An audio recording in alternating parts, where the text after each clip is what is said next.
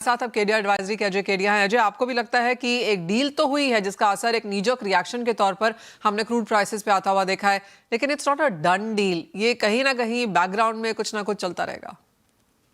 नमस्कार मनीषा जी। हाँ बिल्कुल, डील तो हुई है, बट कल भी एक स्टेटमेंट आया था कि डोनाल्ड ट्रंप ने कहा डील तो हम कर रहे हैं बट हम अटैक भी कर सकते हैं। और साथ में सबसे इम्पोर्टेंट है इजराइल, बिकॉज जो नेतन्याहू जी के स्टेटमेंट थे उसमें उन्होंने क्लियर कट कहा था कि मुझे इग्नोर किया गया है या इजराइल को इग्नोर किया गया है। और अभी भी लेबनान पे कुछ अभी अपडेट्स आ रही है कि कुछ ना कोई एयर स्ट्राइक ये चल ही रहे, तो डील तो हो सकती है। लेकिन जो 60 दिन का एक आगे का जो टाइम है वहां पे मुझे डाउटफुल लगता है, क्योंकि जो लड़ाई स्टार्ट हुई थी वो न्यूक्लियर को लेकर ही हुई थी और अभी भी उसमें कोई क्लैरिटी नहीं है। तो मुझे लगता है कल मोस्टली कल तक ये डील का हो जाएगा, लेकिन इसकी वजह से जो रिस्क प्रीमियम था क्रूड में वो निकलता हुआ दिखाई दिया, बट चीजें मेजरली चेंज नहीं हुई। तो I think cross finger Donald Trump के मूड क्या होने वाले और अगले हफ्ते क्या होने वाला है। बट ओवरऑल मुझे लगता है विक्स अभी भी बढ़ा हुआ, डॉलर इंडेक्स 100 के ऊपर आ चुका है और कल फेड की भी जो अपडेट है उसके बाद सोने पे भी अब प्रेशर बढ़ता हुआ दिखाई दे रहा है।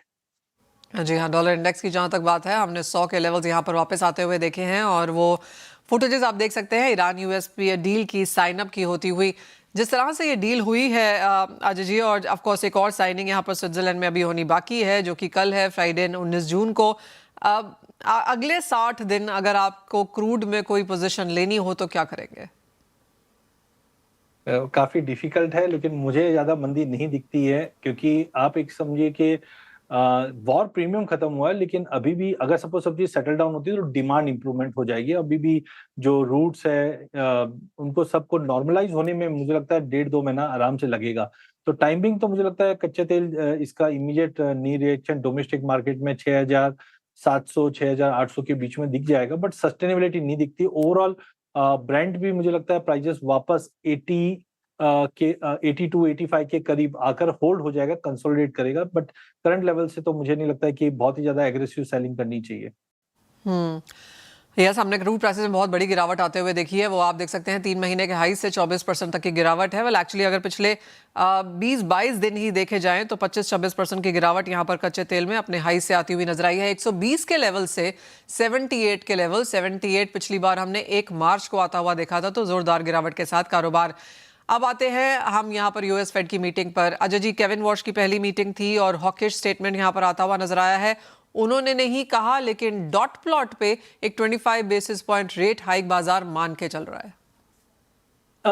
बिल्कुल, जो वोटिंग हुई थी उसमें 0.25 का तो है, बट 0.5 की भी अगर हम देखें तो 6 मेंबर्स ने वोट किया है, जो एक पुष्टि करता है कि 0.25 तक का रेट हाइक होने की ज्यादा पॉसिबिलिटी है। और डॉलर इंडेक्स में भी जो स्ट्रॉन्ग रिबाउंड हुआ है इन लाइन ऑफ एक्सपेक्टेशंस है, तो मुझे लगता है इसका जो नेगेटिव इम्पैक्ट पड़ना चाहिए वो अब गोल्ड पे पड़ता हुआ दिखाई देगा। पिछले 2 साल से रेट कट की और रेट पॉज की जो अपडेट्स थी उसके बाद हमने ये बड़ी रैली देखी। बट खाली थोड़ा सा कॉन्ट्रा ये है कि वर्ल्ड गोल्ड काउंसिल के जो नए अपडेट्स आए, जिसमें सेंट्रल बैंक ने 45% बताया कि हम गोल्ड ऐड करेंगे, जो कहीं ना कहीं लॉन्ग टर्म अभी भी गोल्ड को काफी स्ट्रांग रखता है, बट शॉर्ट टर्म में वॉलिटिलिटी कंटिन्यू रहेगी। मुझे लगता है कि वापस $4,000 और उसके नीचे जाने की तैयारी होते हुए दिखाई देगी, जिस ढंग से रेट्स के जो अपडेट आए हैं फेड के। वेल जी हाँ, as of now of course हल्की सी तेजी के साथ कारोबार, लेकिन जैसे कहा जा रहा है कि बहुत लंबी ये तेजी चलेगी ऐसा बाजार को लगता नहीं है। डॉलर इंडेक्स आज बेहतर है और हॉकिश स्टेटमेंट यहाँ पर यूएस की तरफ से आया है, जिसका असर हमने यहाँ पर प्राइसेस में आता हुआ देखा है। सोने में आपको गिरावट नजर आती है क्या? ये हाल चांदी का देखेंगे हम? हाँ बिल्कुल, मुझे दोनों ही काउंटर में फॉल और ज्यादा बढ़ता हुआ ओके। दिखाई देगा, क्योंकि चार्टिकली अगर अपन पैटर्न देखते हैं तो हायर लो पैटर्न्स बने हुए हैं। यहाँ पे हमने देखा कल मार्केट 4380 का स्पाइक करता है, शाम को वहां से गिरावट लेता है। तो गोल्ड में मुझे लगता है कि 4150 4160 का इमीडिएट टारगेट, वहीं चांदी 70 के नीचे अब सस्टेन करना स्टार्ट कर चुकी है।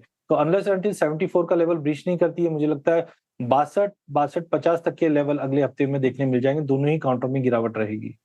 मेटल्स कैसे देखेंगे अजय जी, क्योंकि यहाँ पर भी हल्की सी मुनाफा वसूली के साथ कारोबार है, डायरेक्शन लेस ट्रेड बेसिकली, लेकिन 1% की गिरावट कॉपर में और यही हाल काफी हद तक जिंक में। रेप्लिका है, सोने चांदी की जो गिरावट है वो इसमें भी दिखेगी। डॉलर इंडेक्स में रिकवरी है। मई में जो सल्फरिक वाली स्टोरी थी उसके बाद हमने पूरी बेस मेटल में जंप देखा था।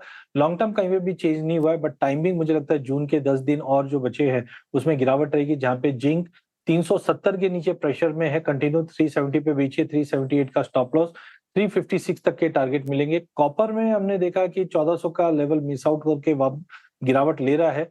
करंट लेवल से भी अगर बेच के चलते 1360 के स्टॉप लॉस से 1280 तक का लेवल हम कॉपर में देख पाएंगे। एल्यूमिनियम में एक बेरिश हार्मोनिक बना है जो 397 से एक्टिव है, और जो स्टोरी हमने जंप अप देखी थी, अब सीज फायर हो चुकी है मिडिल ईस्ट में, उसकी वजह से एल्यूमिनियम में भी दबाव बढ़ेगा टेम्पररी, जो 442 तक के लेवल दिखा सकता है। तो जिंक, कॉपर और एल्यूमिनियम तीनों में हम टेम्पररी गिरावट देख सकते हैं।